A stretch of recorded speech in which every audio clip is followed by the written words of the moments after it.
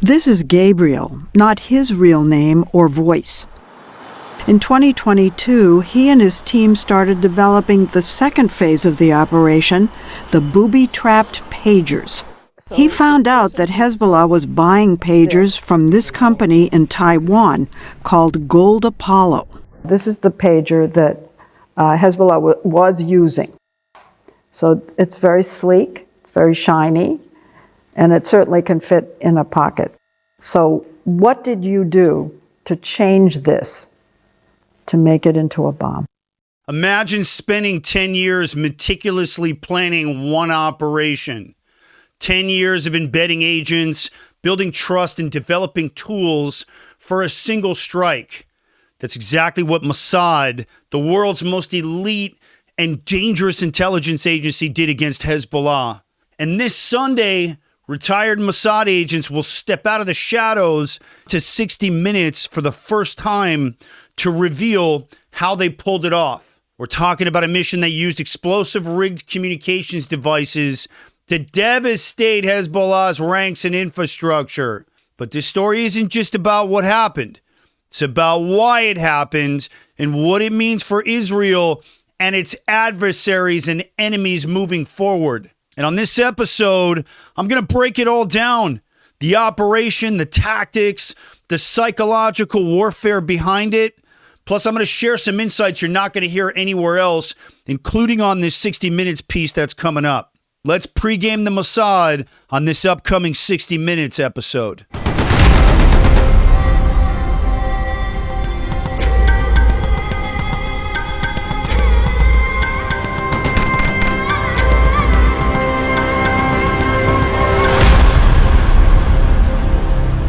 So to understand why this 60-minute interview is such a big deal, we need to look at what made this Mossad operation so unique. Everybody remembers it. We start with the timeline. Mossad agents spent over a decade infiltrating Hezbollah supply chains. And through shell companies and front operations, they manufactured communications devices, pagers, walkie-talkies that look completely ordinary, exactly what Hezbollah was looking for to be able to communicate securely. But the twist, these devices were rigged with explosive charges during the production.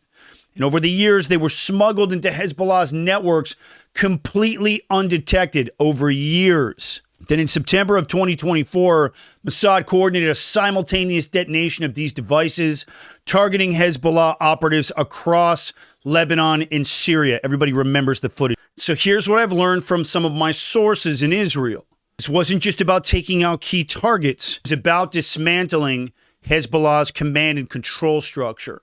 The devices weren't just communication tools. These were the trusted lifelines for these Hezbollah terrorist operatives. And Mossad turned that trust into the weapon. And what we're going to see on 60 Minutes is likely just the tip of the iceberg. I just want to say this. This operation is a masterclass in modern intelligence work. And I want to break this part down first. I want to talk about the infiltration. How do you get a terror group like Hezbollah to use your devices? You don't just walk in with a briefcase and say, here you go. Mossad had to play the long game here, embedding agents in manufacturing and distribution networks, creating legitimate-looking shell companies, and ensuring that every device looked and performed flawlessly. Somebody would want to check these out. I want to talk about the technical side. Rigging these devices work perfectly as communications tools while secretly implanting that PETN explosive takes incredible engineering. And over a decade, Mossad perfected these tools to avoid any suspicion. But here's where the Mossad really shines. By detonating these devices, they didn't just take out key operatives. They planted a seed of paranoia and fear within Hezbollah. Imagine being a Hezbollah terrorist and wondering, is my device safe? Can I ever trust anyone?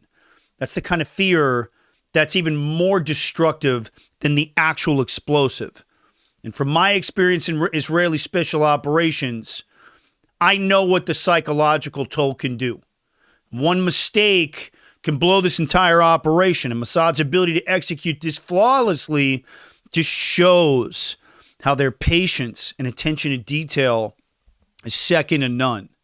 But again, it's all about the psychological impact when it comes to counterterror. Whoever's more scared is losing, like we say in this business. Now, here's the big question. Why are these agents stepping forward now? Hey, are you guys a fan of my work, both on the news and with my new show? Do me a favor, help support the show and become a Season 1 sponsor. We're completely independently produced. Hit the link down in the description and grab yourself a mini sponsorship package. They start at $25. Helps keep the lights on in the studio and allows me to keep combating that garbage anti-Israel misinformation while bringing you guys no-nonsense analysis of the Mideast, counterterrorism, Israel's incredible special operations, and U.S. national security. Hit the link down in the description. Join my Season 1 sponsorship team. Appreciate you guys. Hey, are you guys a fan of Israeli special operations? Were you completely blown away by that pager operation? Now you can grab a copy of my best-selling memoir. I've got a limited number of signed copies available. It's a memoir of my time as one of the first Americans to serve in Israel's incredible special mission unit, the Mista Aravim. This is the plainclothes unit that dresses as Arabs and kidnaps terrorists to bring them back to Israel and to stop terrorism dead in their tracks. Hit the link down in the description. Grab yourself a signed copy of my memoir. I've only got a limited number of these to go out. Hit the link down in the description. Grab one of these and help support the show. We're independently produced. It helps keep the lights on. And learn about Israel's incredible special operations training pipeline. How we do things in Israel, it's different. And read it all through an American optic. Grab a copy of my best-selling memoir, a signed copy. Hit the link down in the description. Appreciate you guys. So for decades, Mossad has operated in total secrecy.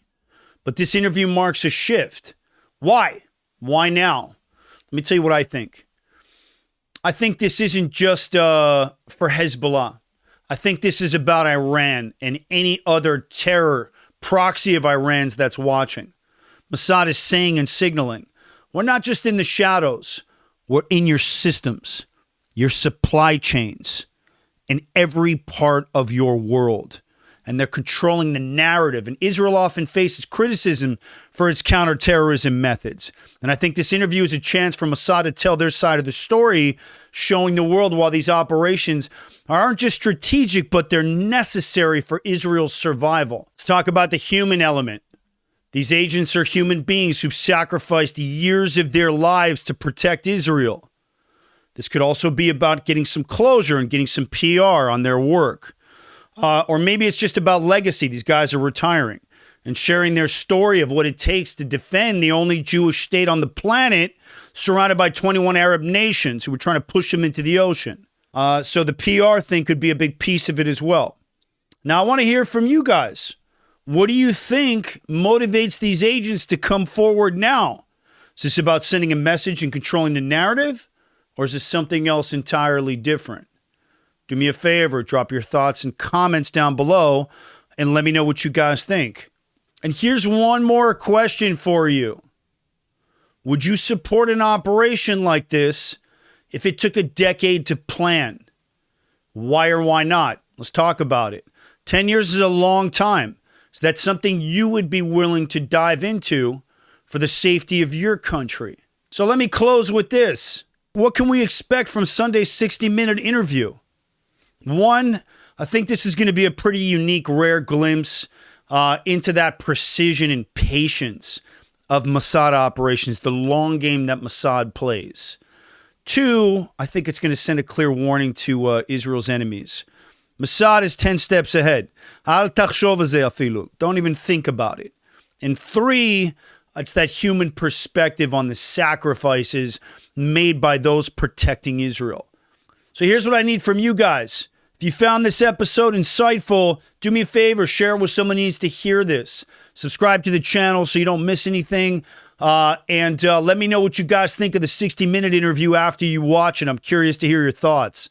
We're living in a time when understanding counterterrorism, this isn't just for the experts like me talking to government agencies and training law enforcement here is for everybody who values freedom and security. So let's keep the conversation going. Like I always say, stay sharp, stay informed, stay safe.